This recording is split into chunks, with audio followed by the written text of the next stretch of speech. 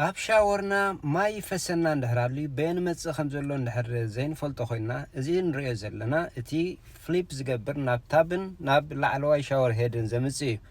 ازي ندهر ليك جبرالي دما انت يجبر نلعلي كنكفتو خلنا نافتنا شاور هيد اتماي ابزي بحايلي بريشر سلازلو نلعلي قصو نخملس يدفعو مو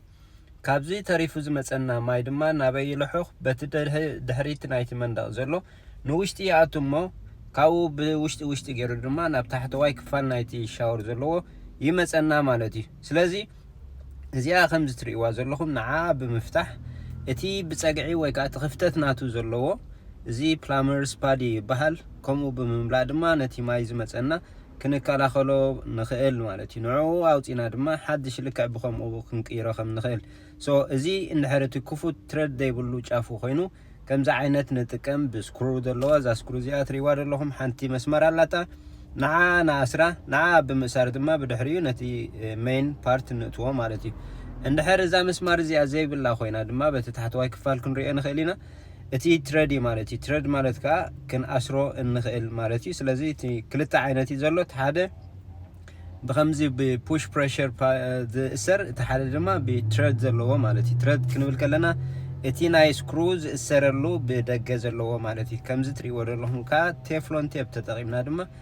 ናፍቲ ዝነበሮ ወይ ከዓ ነቲ ሓድሽ ኢንስታል ክንገብሮ ንኽእል ማለት እዩ ዝበዝሕ ግዜ ካብ ሻወር ማይ ፈሰና እንድሕራልዩ ብፍላይ ከዓ ናብ ሻወር ሄድ ኮንቨርት ክንገብሮ ከለና ማይ እንድሕር ናብ ታሕተዋይ ክፋል መፀናሉ ኮይኑ እቲ ሜን ሜጀር ጠንቂ ክኸውን ዝኽእል ሓደ ካብዚ እዩ ማለት እዩ ምክንያቱ ፍሊፕ ክንገብሮ ከለና ናብ ሻወር ሄድ እቲ ፕሬሸር ማይ ካብዚ ተመሊሱ እንድሕር ሊክ ኣለዎ ኮይኑ ድማ ናፍቲ ውሽጢ መንደቕ ስለ ዝሃርም በቲ ዳሕረዋይ ክፋል ሻወርና ዘለዎ ልክዕ በዛ ናይ እዚኣ ትሪእዋ ዘለኹም ብዳሕረዋይ ክፋል ናይቲ ሻወር ንኸፍተሉ ናትኩም ናይ ገዛኹም ዘሎ ኣብኣ ንእሽተይ ፓነል ኣላ እሳ ብምኽፋት እሳ ድማ ንምንታያ ናይቲ ሻወር ማይ መዕፀውን መኽፈትን ዘለዎ ቦታ እዩ እሱ እንድሕር ከፊትናዮ ማይ ከፊትና ናፍቲ ሻወር ሄድ ጌርና ቀይርና እንድሕር ከፊትናዮ እቲ ማይ ይፈስስ ኣሎ ዲ ይፈስስ የለን ብኡ ክንሪኦ ንኽእል ኢና ማለት እዩ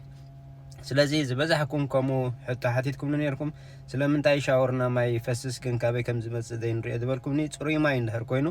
እቲ ጠንቂ ከምዚ ፍሊፕ ክንገብሮ ከለና ናብ ሻወር ሄድ ክኸይድ ከሎ እቲ ፕሬሸር ንድሕሪ ስለ ዝደፍኦ እንድሕር ሊክ ኣለዎ ኮይኑ መንጎ እዚ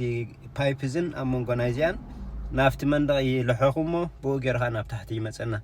እንድሕር እቲ ማይና ረሳሕ ኮይኑ ግን ምናልባት ካብ ድሬን ክኸውን ንኽእል እዩ ሉዝ ኮኔክሽን ናይ ድሬን እንድሕር ኣሊና ኮይንካ ካብኡ ክመፀና ይኽእል እዩ ማለት እዩ ስለዚ እዚኣ እቲያ ሊክ ሓንቲ ጠንቂ ሜጀር ሊክ ከጋጥም ዝኽእል ናይ ሻወር እዩ ማለት እዩ ኣብ ገዛኹም ከምዚ እንድሕር መፀኩም ኣሎ ኮይኑ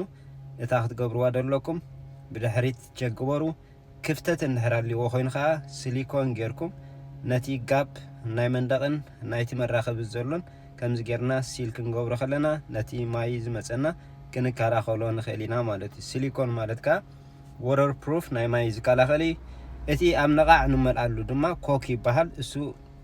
ማይ ሬዚስታንት ስለ ዘይኮነ እሱ ኣብ ከምዚ እንድሕር ጌርናዮ ናብ ጭቃ ወይ ከዓ ናብ ሓመድ ክቕየር እዩ ስለዚ ሲሊኮን ዝብል ዘለዎ ፃዕዳ ክኸውን ንኽእል እዩ ክሊር ክኸውን ንኽእል እዩ እቲ ዝደለኹም ዓይነት ክትጥቀሙ ከለኹም ሲሊኮን ዝብል ተጠቐሙ ማለት እዩ ንምንታይ ድሕግዘኩም እሱ ነቲ ሲሊኮን ዝኾነ ጋፕ እንድሕር ኣልዩ እቲ ማይ ሊክ ላሕኹ ገይሩ ናብቲ ውሽጢ ንኸይኣቱ ይከላኸለልና ማለት እዩ ስለዚ ዝያዳ ሓተትኩምኒ ኣይ ሆፕ ክትሕግዘኩም ላይክ ሼር ፈሎው ምግባር ኣይትረስዑ ኣብ ቀፃሊ ብካልእ ስራሕ ሰላም